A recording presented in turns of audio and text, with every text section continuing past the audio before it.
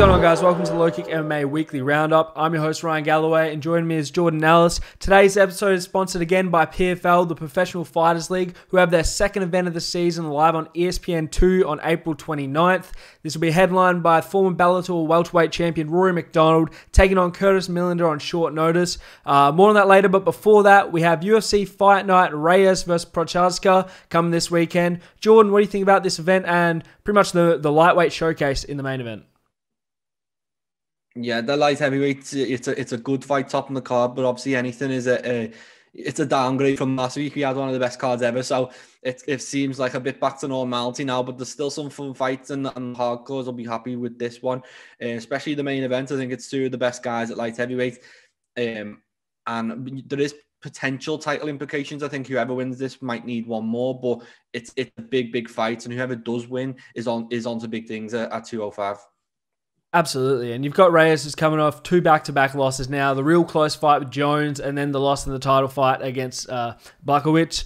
And then you've got Prochazka, who's just entered the UFC recently and had a really impressive victory over Volkan Ozdemir, and now he finds himself in arguably like a number one contender fight. You did mention we tried to record this before, we had some technical issues. You did mention Rakic is waiting in the wings as well. But the winner of this fight really puts himself in a good position. So we're interested to see which style prevails, the unorthodox hands by the side striking of Prochazka or the more technical boxing of Reyes. Yeah, it's a fun fight to watch, and obviously Prochazka's in it, so it's always going to be a fun fight.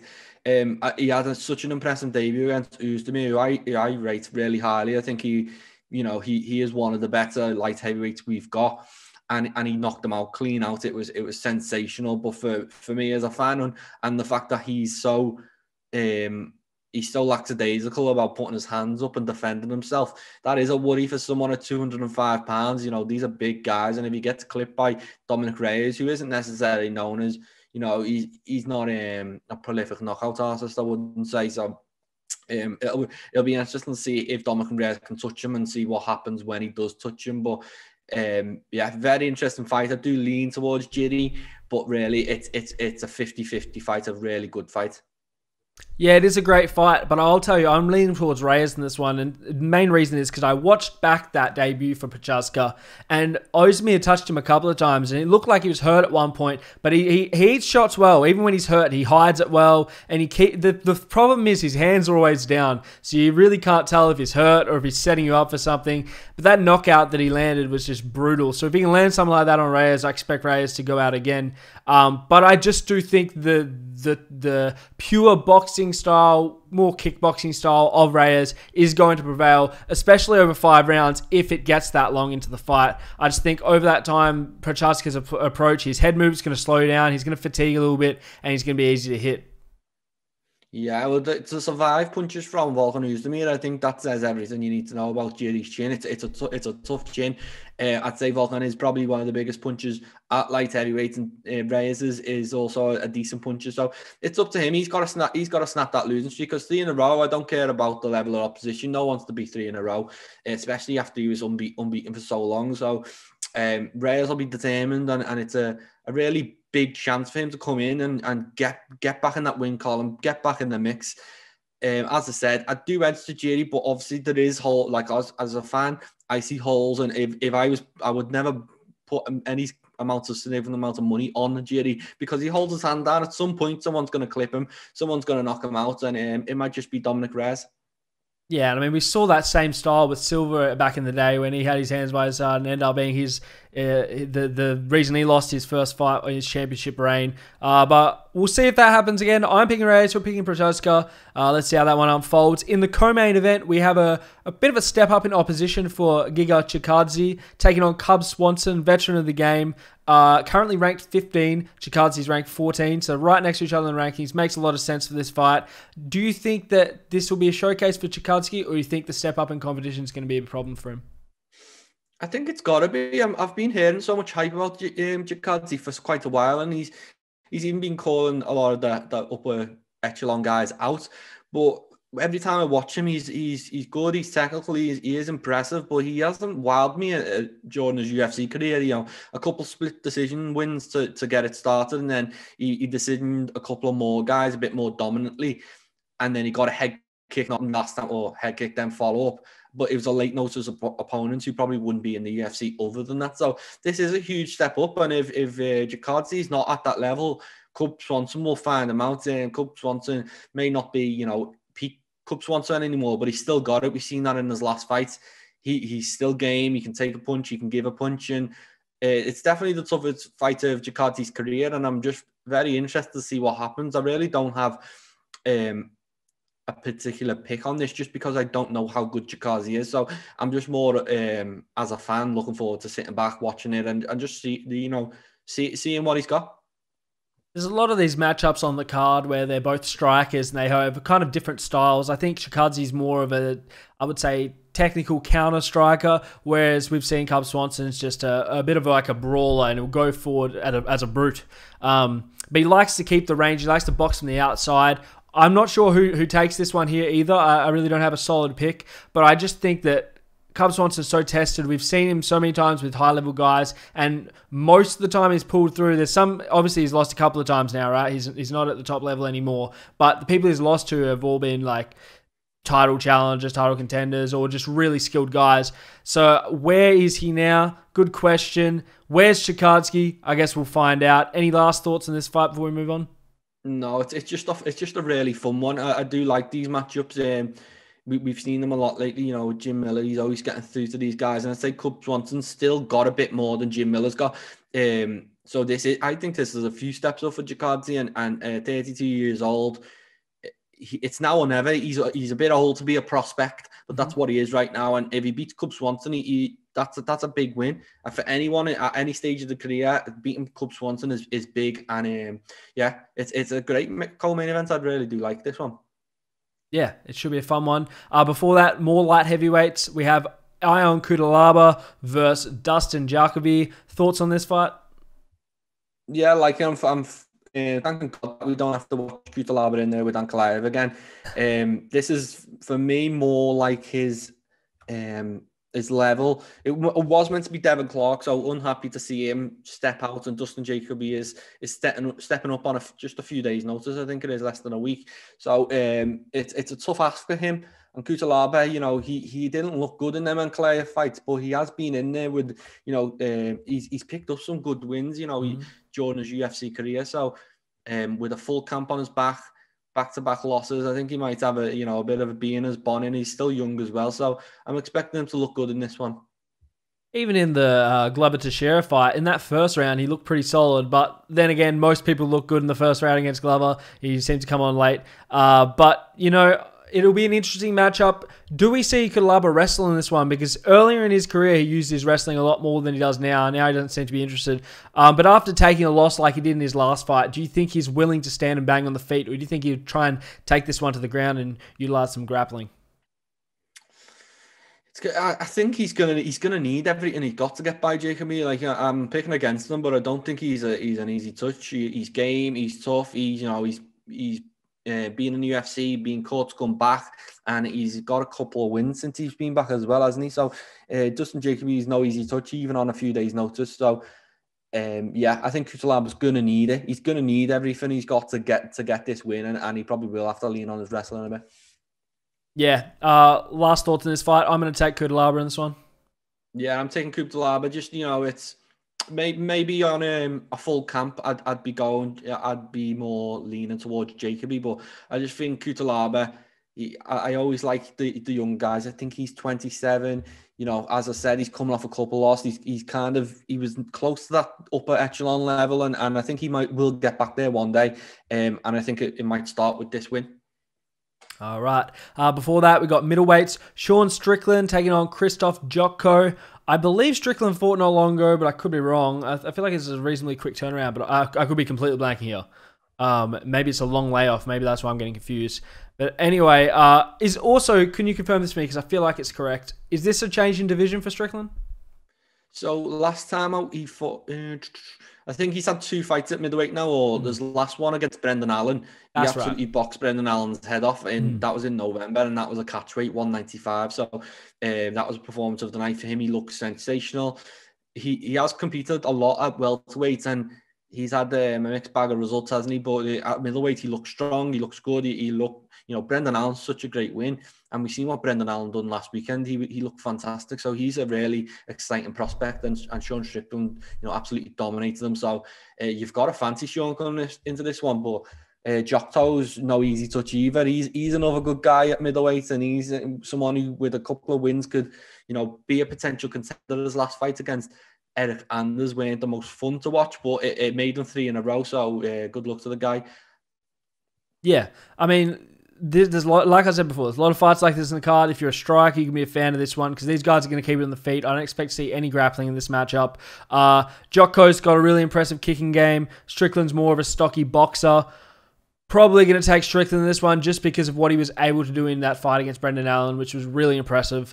Whereas Jocko hasn't impressed me too much in his recent performances. So, yeah, I'm going to take Strickland in this one. Yeah, I've got to do that too because just off last performance, you're as good as your last fight, as they say. And I think Strickland looked amazing. And Jocko, although he got a good win, it wasn't the most fun to watch. And I feel like if he tried to do that stalling technique against the cage against Strickland, he might get hurt. I don't think Strickland will allow him to do that. So I'm expecting Strickland to look good again.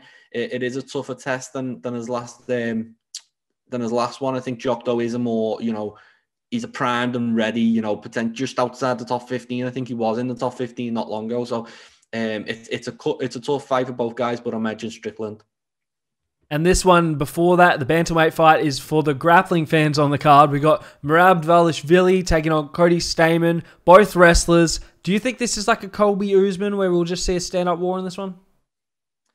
I think the thing with Merab is he seems to get people down a lot, and then they pop back up. So it's even if Stamann does end up on the mat, he's just got to pop back up and it'll be on the feet again. So I am expecting a lot of takedowns, but it's not going to be a fight contested on the floor. I expect Stamann to pop back up and try and work his hands. He's been in there with everyone at this point. He's a tough guy, and you've got to be one of the very best at bantamweight, which is a stacked division, to get by him. The thing is that Dillashaw, is he a top guy? We don't know. Yeah, he's got a good win over John Dodson, but John Dodson, his best days were at 125. Besides that, Casey Kenny's also a really good win, but he lost against Ricky Simone and Frankie Saenz. So very interesting, very interesting. He's another guy with a lot of hype who I'm not exactly sure how good he is yet, but we'll find out because if you get by Stamann, that's a good measuring stick to show how good you are. Yeah, I agree there. I think the stand-up skills of Dvalishvili, for what he's shown, he's real unorthodox. He throws a lot of spinning back fists and weird stuff. And I just expect it to overwhelm Stamann and force Stamann to shoot. And the thing is, can Stamann take him down and hold him down? Because if he can, this is going to be a boring fight. It's going to be contested on the ground where Stamann's just going to hold him there and land a couple of strikes and win it by decision. But if this is a stand-up fight, I expect Dvalishvili just overload him with too much unorthodox stuff and just I don't know. I expect if it's on the feet, Dvalishvili will get this done. If it's on the ground, I think it'll be a boring fight. I think Stamann will take it.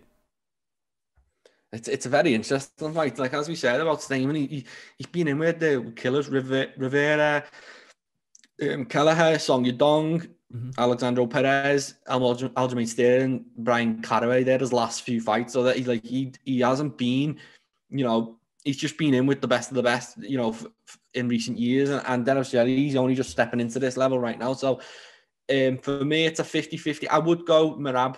I like him. I think he's got it. I think he'll prove, how good he is this weekend.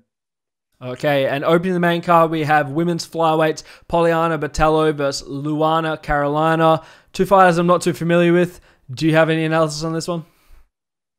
I'm just taking a look at the Poliana's record now. Yeah, I remember getting beat by Robertson, but Robertson, she survived that. Cynthia Calvillo, they're two really good fighters. So no shame in that. She's got a win over Pale Gonzalez as well. Let me just have a look at Carolina. Let's look. They do like to throw these type of fights in, don't they? Yeah. That's one. I'm sure that'll be testing me at 3 a.m. or whenever this card's on. Yeah, probably. So let's have a little look. 6-2, 27 years old. Oh, yeah. Oh, this is the girl who got knee-barred by Lipsky. Oh, there you go. Yeah, I do remember that submission. Well, that's the only memory I've got of her, but she's got a good win there over Priscilla Cachoeira, so that's a good win as well. Good fun fight, obviously, as I said. It seems well matched. It seems like a 50-50 fight. Yeah, but my only memory of Carolina is her getting a knee ripped off, so I'm surprised to see her back. I'm pretty sure it hasn't even been a year now. I thought she was hurt. So good to see them back. And as you said, it's not the most exciting fight on the card, but no. As we always say, these people who we're not too sure on, oftentimes are the people who come up and snatch a bonus and shut us all up. So yeah, another good fight. So I'll throw the prelims over to you to pick out any you want to speak about before we move on. We've got a few. Ronda Marcos, it'll be good to see back here. I do like her as a fighter, and I think she's on it was a Dan here last fight. She got where is she? Yeah, she's on a losing streak, but it's Mackenzie Nair, Amanda Ribas, the type of fighter she's been fighting, and Murata as well last time. So hopefully she can get back in the win column. Gabriel Benitez is always a fun fighter. We've got Loma in the strawweights who's got a bit of hype behind her. I think a lot of people fancy her to be a potential champion down the road, and looking forward to seeing her in there again. Yeah, it's obviously it's not UFC 261, is it? But we've got some really good fights to look forward to, especially at the top. I think the co-main and the main event are really fun fights, and then throughout the card, it is littered with fun fights for the hardcores. I think this one. Yeah, I agree with you there. Obviously, before the UFC on Thursday at 9 p.m. ET on April 29th, on ESPN2, we have PFL's second event for the season, headlined again by Rory MacDonald and Curtis Millender. It'll be good to see Rory fighting out of Battalo because obviously he had a really impressive run there. Managed to come up short against Lima in their rematch, but now he's changed organisation, fresh start, taking on, I can't remember who he was meant to face first, but Curtis Millender is a short notice fight, and to prep for him on short notice, it really does throw a spanner in the works of this fight. Like, it makes it much more interesting. What do you think? Yeah, well, it's been long awaited. This debut seems to have signed for PFL quite a while ago, and I do like the fact that Rory's not afraid to mix it up. You know, he at the height of his career, he left the UFC and went to Bellator. You know, he's a prize fighter. He deserves to get paid, and I like that. And now he's done the same thing again. He's took the best option for himself and his family. Moved to PFL. He's eyeing up that 1 million check, I'm sure. Yeah, and I feel like it's great. It'll be great to see him back. He's one of the best welterweights we've ever seen. So to see him at PFL, I'm sure they're glad to have snagged such a star, and I expect them to look that in this fight. I think as of late, I've been unsure about how much heart he's actually got in fighting, but I think even if a not peak version of Rory MacDonald shows up, he should have enough to get by, at least in this one. Maybe not win the tournament, but I expect him, whatever happens, to win this fight. Yeah, I expect him to win this one as well. And the main reason for that is just there's a big difference between this matchup here and the one we saw last weekend, right? Anthony Pettis has been around for so long. He seems to be on the tail end of his career right now. He's still performing well, but he doesn't look like he did in his peak. Whereas Rory MacDonald has looked fantastic consistently. Aside from that one slip up in his last fight, he's looked really impressive, especially what he did to Nyman Gracie and Lima before that. So I expect him to be able to do similar stuff to Millender in this one and just get it done. And who knows, maybe he can take the whole tournament as well. Yeah, but Millender he'll be game for this. It's late notice, but he's another guy who's been around. He's been in the UFC, he's been in Bellator. He's got some good wins over the likes of, Kevin Holland, Thiago Alves, Max Griffin. So he's not, adverse to, causing upsets and beating these bigger names. The problem for him, it's short notice, and it's against, as I said, Rory MacDonald is closer to his prime than maybe Anthony Pettis is. But he'll be confident seeing these guys, Pettis, Alvarez, DJ, they're all leaving the UFC and they're getting beat. So he'll be confident that he can spring an upset. And for him, opportunity knocks. It's just good luck to the fella. Potentially he gets a win out here, and he's on his way to a potential $1 million check. So, of course, he's took this fight. Do I think he'll win? No, but he's in the tournament. He's in the mix, and yeah, good luck. Other fights on the card you want to speak about? Well, obviously, Ray Cooper is the man to beat. He was the 2019 winner. He's in action. I expect him to look good again and get in the win column. But Rory MacDonald, that's the guy he's got to be, looking at and kind of eyeing him up for the final or whenever they fight. And then we've got a bunch of UFC vets. So we've got, Gleison Tebow, Tom Lawler, Chris Camosi, Anthony Carlos Jr., Cesar Ferreira. We've got a bunch of UFC vets, and as I was saying just now, is that these UFC vets, just because you used to fight in the UFC, doesn't mean you're any better than these fighters in PFL or Bellator or anywhere else. You've got to work doubly as hard because you've got a target on your back, and these people are going to be coming to try and take your head off. So, be interesting to see how all them guys get on. I'm sure we'll get a mixed bag of results. And then just lastly, we've got Vinny Magalhaes, who BJJ wizard, so always fun to see him in action. It's a really fun card. PFL delivering again. Can't wait to tune in. To catch the action on April 29th, make sure you tune into prelims at 5:30 p.m. Eastern Time on ESPN Plus, followed by the main card at 9 p.m. on ESPN2.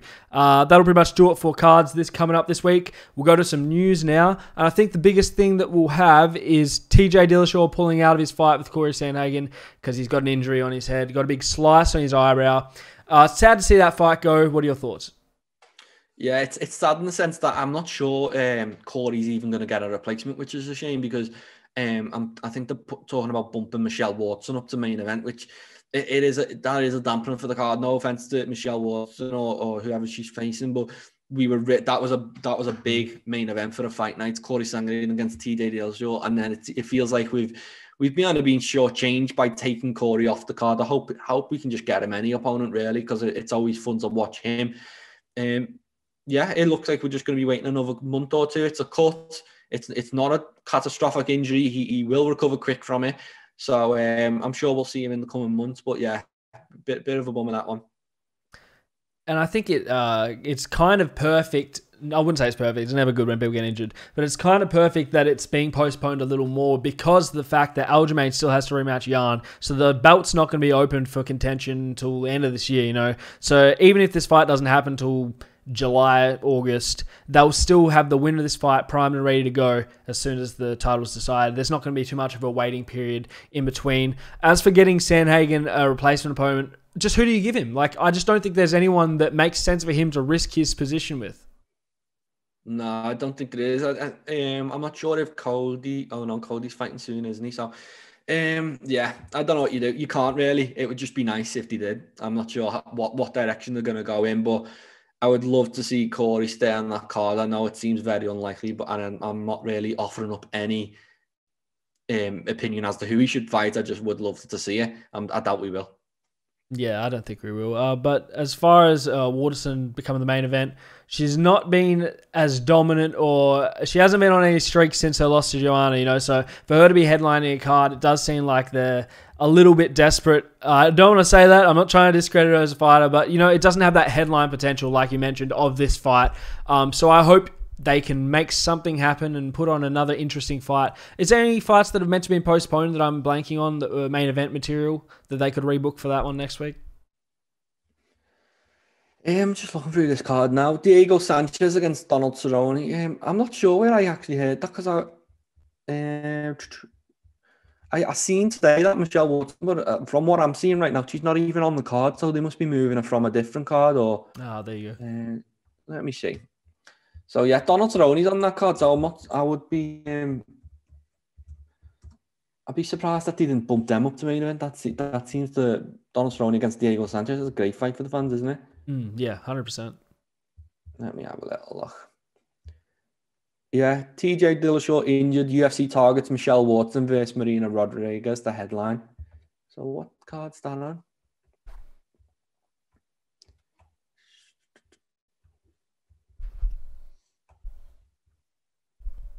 Oh, nonetheless, anyway. Yeah. It's not a bad fight. It's just it's not it's not the name value. It's not a big fight, is it? It's not one. I think MMA fans will be chomping at the bit to see. And last time we said this though about the Watson headline in the main event, we had such a great fight. Was it against Angela Hill? You should beat. So we've been wrong, and I'm sure it'll be a fun fight nonetheless. But obviously it is a blow. You know, that was a huge fight. That would be worthy on any pay-per-view card. It'd be one of the better fights on the card. So I think it's okay to be sad about losing it. No offense to Watson or Rodriguez, the two great fighters, and I'm sure they'll put on the show. Yeah. I want to ask, because I can't remember, did we speak about Jake Paul's post on Fighter Pay when we spoke on Monday, or had that not been released yet? I think we did speak about that. One thing we didn't speak about was UFC 263 and Adesanya fighting Vittori. I literally come off camera, I was like, I can't believe we forgot to speak about that one. We'll speak about it now. Yeah, it's because we were speaking about it, and it seemed like everyone was pointing to September, October as the next date. Even Vittori was like, I want to fight in September.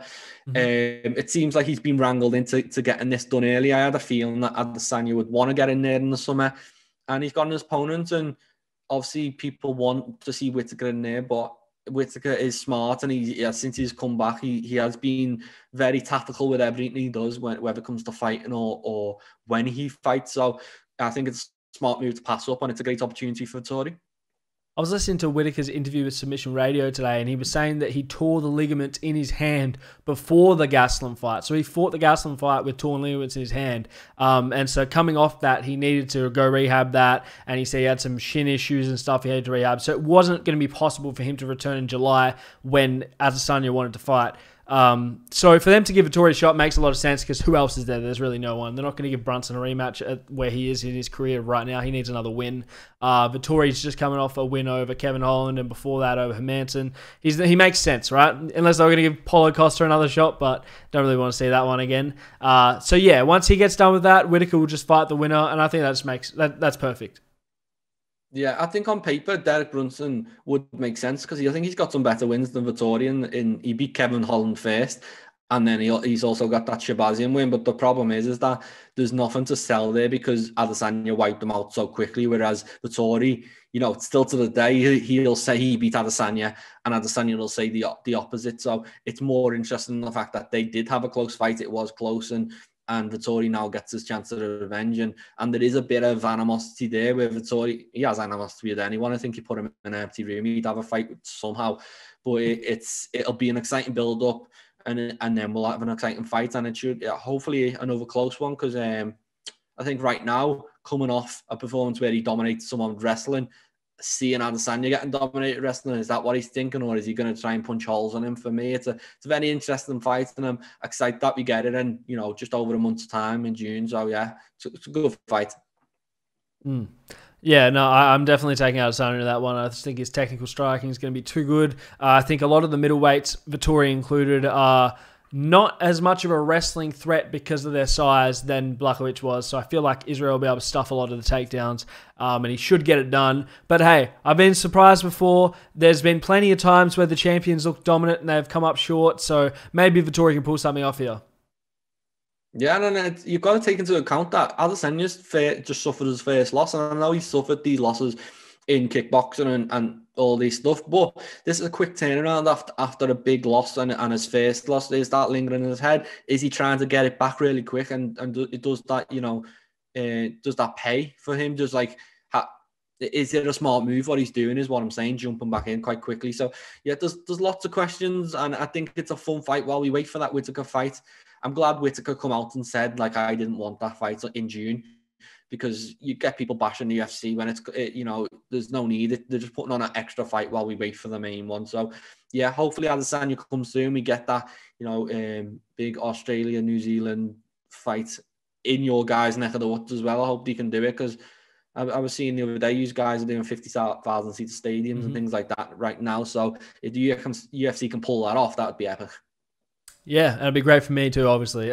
Other news that we do have, I guess we'll have to pick a Jake Paul article. I mean, it's every week now that something's in the news. Jake Paul accepts Kamaru Usman's challenges, promising him his biggest boxing payday. I did see the initial thing where Usman said that he'd beat him in a boxing match, and that was pretty much just an off-the-cuff comment. But now Jake Paul's come out and said, hey, if the UFC will let you do it, come box me, I'll box you. I don't want to see Usman do that, obviously. I don't think the UFC will let him do that. But is there any interest on your part in that fight? No, not at all. Usman's the guy, he's the man. And obviously, Jake Paul's going to try and ride off the back of that. But, you know, Dana White and the UFC are not going to let their biggest star go over, or one of the biggest stars, current champion, go over and work for another company. You know, it's not going to be on ESPN. It's not, you know, it's going to be on Triller, and it's going to be, you know, you're not going to give your stars up. And that's why Daniel Cormier's not going to go over there either, because Cormier's still a massive star. And if he's going to be fighting, he's going to be fighting Ngannou. He's not going to be fighting Jake Paul. So I think the fighters they need to be looking at are the, you know, the Nate Diaz's, you know, them type of fighters, you know, who are on the tail end of the career, probably cause the UFC more problems than, you know, they bring, you know, money in at this point. You know, they spend half the time negotiating with these guys. And so I like the Nate Diaz fight. I think if the UFC would allow that, Nate Diaz could go over and you know, that would be a fun fight. But definitely anyone, you know, Conor McGregor, Kamaru Usman, Daniel Cormier, it's not going to happen. Yeah, I agree with you. Any other news you've got? We'll wrap it up there. No, we can wrap it up. It was yeah, good chatting again, and a good card. You know, it's not, as I said, not 261, but it's still fun. Lots of fun fights, and we've got PFL as well, which is ESPN2 on Thursday at 9 p.m. So yeah, lots to look forward to. And I'm just, as I said last time, I'm enjoying having all these promotions back. It's good, good for MMA and good for us as fans. So yeah, can't wait. Absolutely. So we'll speak to you next week to recap all these fights and speak some news. Thanks for watching, guys. Make sure to subscribe to the LowKick MMA YouTube channel for all the latest news, event previews, and interviews with some of the biggest stars in MMA.